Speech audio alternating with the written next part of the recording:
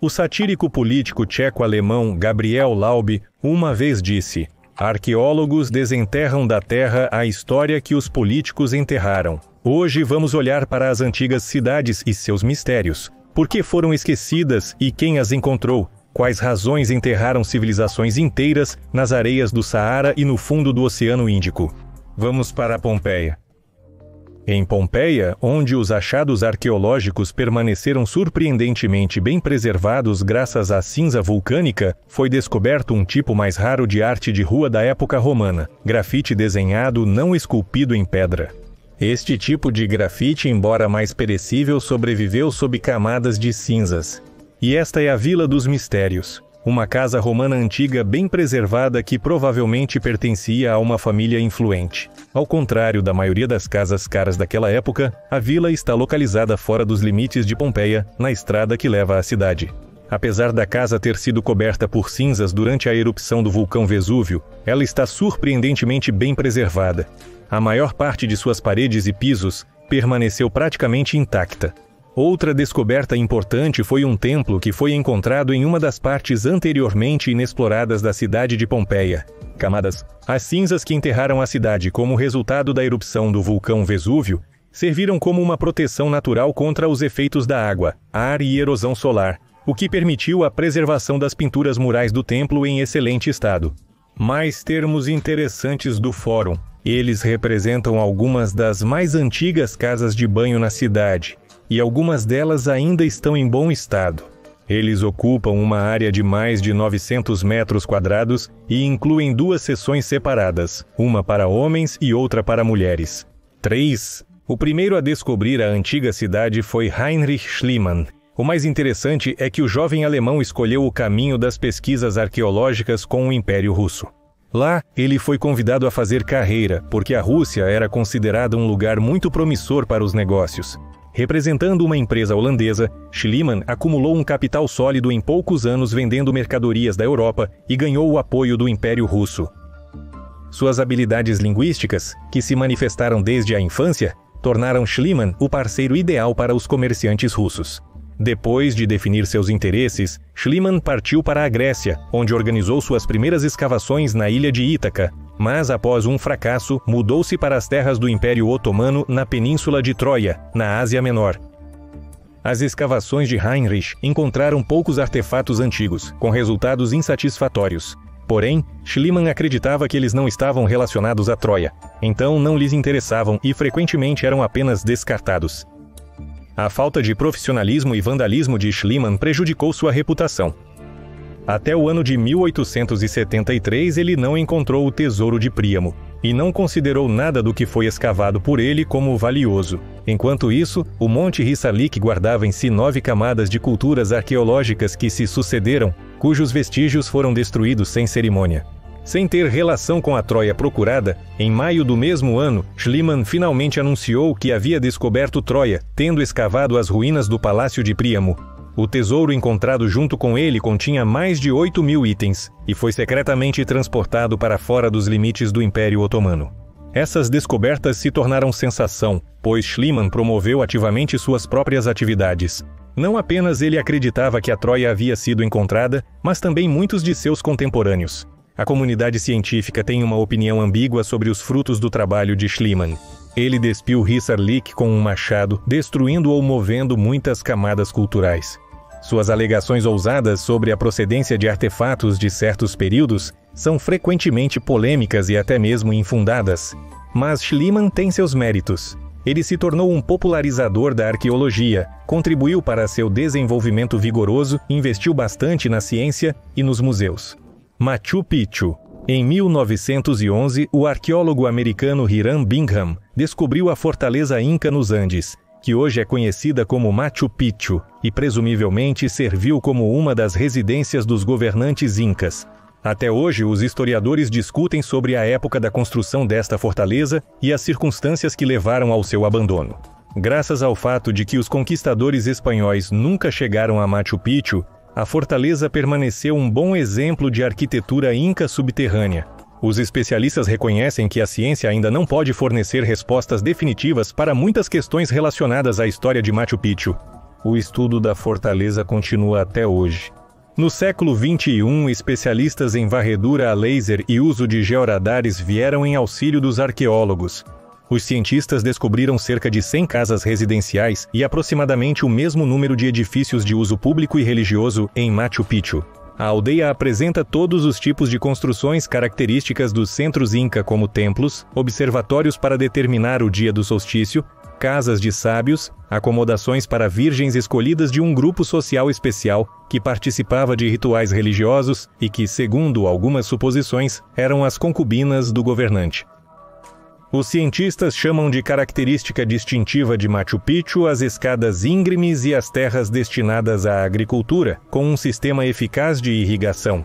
Knossos. De acordo com o mito de Teseu e o Minotauro, a cada 9 anos, 7 meninas e 7 meninos eram enviados da Ática para a ilha de Creta. Eles estavam destinados a morrer nas paredes do labirinto em retaliação pela morte do filho do rei de Knossos, Minos, chamado Androgeu. Todos os 14 indivíduos eram enviados como sacrifícios para o Minotauro de Knossos, uma criatura monstruosa com corpo de homem e cabeça de touro. O Minotauro, que nasceu como resultado do amor da esposa do rei Minos por um touro, foi confinado no labirinto para os heróis. Normalmente, criminosos eram levados para o labirinto para alimentar a fera. As pinturas a fresco cretenses encontradas na ilha permitiram aos estudiosos concluir a existência de um ritual especial de sacrifício. Eles o chamavam de Dança do Touro. O ato era semelhante à corrida de touros moderna, mas muito mais sangrento. Knossos foi descoberto pelo arqueólogo inglês Arthur Evans em 1898. Com o patrocínio de Evans, ele comprou a colina de Knossos, sob a qual acreditava estavam as ruínas da antiga capital de Creta. Contratando 32 trabalhadores, ele começou as escavações aqui. E apenas algumas horas depois, eles encontraram os primeiros vestígios de uma construção grandiosa que Evans chamou de Palácio de Minos.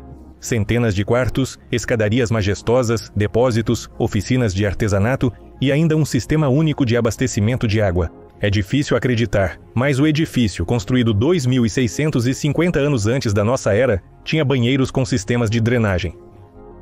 No território do Palácio de Creta, os cientistas encontraram um fresco que retrata a mencionada luta entre o Minotauro e Teseu. Encontraram também uma imagem do labirinto que é familiar para nós. A construção única é uma combinação de várias salas e salões, perfeitamente adequada à descrição do próprio labirinto. No entanto, existem divergências. Alguns pesquisadores concordam com a opinião de que o Palácio de Knossos foi construído muito depois do mítico labirinto de Dvaraka. Para os hindus, Dvaraka é considerada uma cidade sagrada.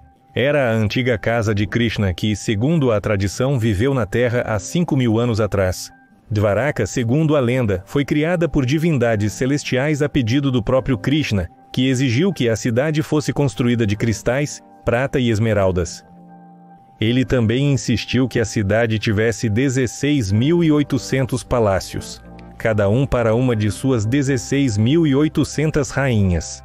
No final das contas, a cidade foi destruída em uma batalha titânica entre Krishna e o rei Salva, que a aniquilou com explosões de energia. Tudo isso soa como um mito comum, mas quando os arqueólogos começaram a estudar o mar, onde Dwarka deveria estar, eles realmente encontraram as ruínas de uma cidade que correspondem à descrição.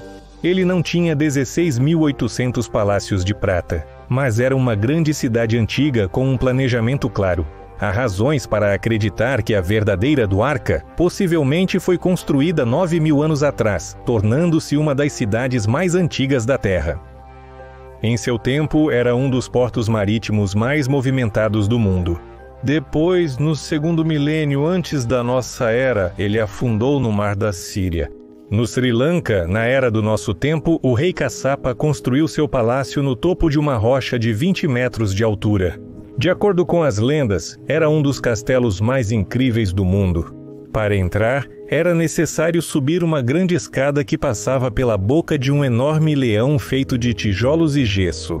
Mas Kassapa não viveu muito tempo em seu castelo. Logo após a construção, o irmão do rei Mogalana atacou Sigiria.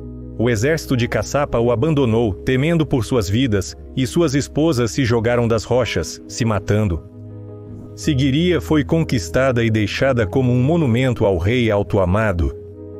Algum tempo depois, o castelo foi transformado em um mosteiro budista e logo foi esquecido. Quando os arqueólogos europeus começaram a investigar essa história, descobriram que o castelo realmente existia, assim como o grande leão que guardava a escada, através da boca do qual era necessário passar para entrar. As formas naturais ajudaram a resolver a complexa tarefa arquitetônica, que tinha uma certa semelhança com o animal mencionado. Daí o nome Sinha significa leão e Giri pedra, exatamente como Singapura. O nome sânscrito de Singapura significa Cidade dos Leões. Posteriormente, a Organização das Nações Unidas para a Educação, a Ciência e a Cultura declarou Sigiriya uma das 8 maravilhas do mundo. Leptis Magna, uma grande cidade romana na Líbia que já foi um grande centro comercial do Império, foi completamente coberta como resultado da tempestade de areia Guri. A cidade é chamada Leptis Magna e foi o local de nascimento do imperador romano Séptimo Severus. Ele o transformou em uma cidade gigante e uma das partes mais importantes de seu império. O fato de que em Roma deram tanta importância ao controle sobre Leptis é uma prova disso. Ao fazer a paz com o imperador numidiano Jugurta, os romanos devolveram a ele todos os seus antigos domínios, exceto esta cidade, que servia como porta de entrada para o Saara. Mas quando Roma caiu, Leptis Magna também caiu junto com o grande império. Ele foi saqueado por invasores, destruído por conquistadores árabes, deixado em ruínas e completamente esquecido, e finalmente enterrado sob areias movediças. Leptis Magna ficou sob dunas de areia por cerca de 1.200 anos, até que arqueólogos o encontraram no século passado. A cidade estava incrivelmente preservada sob a areia. Entre as ruínas antigas existem um fórum, um anfiteatro, termas, templos e monumentos. É particularmente conhecido o conjunto arquitetônico chamado de Market Forum, que era um dos mais destacados complexos arquitetônicos romanos daquela época. Hércules é mencionado em quase todos os mitos gregos. Esta era a cidade de onde Hércules partiu pela primeira vez para a África. Este era o lugar onde Paris e Helena se escondiam de Menelau antes da Guerra de Troia. E os estudiosos não tinham a menor ideia de onde essa cidade estava localizada. Como se vê, havia uma razão pela qual ninguém conseguia encontrar um dos portões mais importantes do Egito. Ele estava debaixo d'água cerca de 2020 anos atrás. Heracleion provavelmente sofreu um terremoto ou tsunami após o qual afundou. Mergulhadores nadando na costa do Egito esbarraram nele no início dos anos 2000. Os tesouros de Heracleion, embora não tão numerosos e ricos, foram maravilhosamente preservados debaixo d'água. Estudando esses artefatos, é possível obter uma imagem muito clara da vida dos gregos e egípcios na época em que era um grande e movimentado porto. Os incríveis tesouros recuperados do fundo do mar incluem uma estátua de 5 metros de altura feita de granito vermelho. Os pesquisadores acreditam que seja o faraó egípcio Ptolomeu. Também foram recuperadas estátuas idênticas da deusa Ísis e do deus Hapi. Além dos grandes achados, os arqueólogos descobriram centenas de amuletos, pequenas figuras de deuses e sarcófagos com múmias de animais oferecidos como sacrifício a Amon. Heracleion é um dos maiores cemitérios de navios antigos já descobertos. Os mergulhadores encontraram mais de 60 âncoras, alinhadas como se estivessem em um estacionamento. Entre os navios destruídos, foram encontrados peitos de ouro, joias, moedas de ouro, estátuas de bronze e porco, além de objetos de cerâmica. Também foram encontradas no porto belas estelas e colunas preservadas com inscrições hieroglíficas egípcias. As estelas registravam os navios que entravam no porto, bem como os impostos e taxas que eles deveriam pagar. Obrigado por assistir e até os próximos episódios no nosso canal.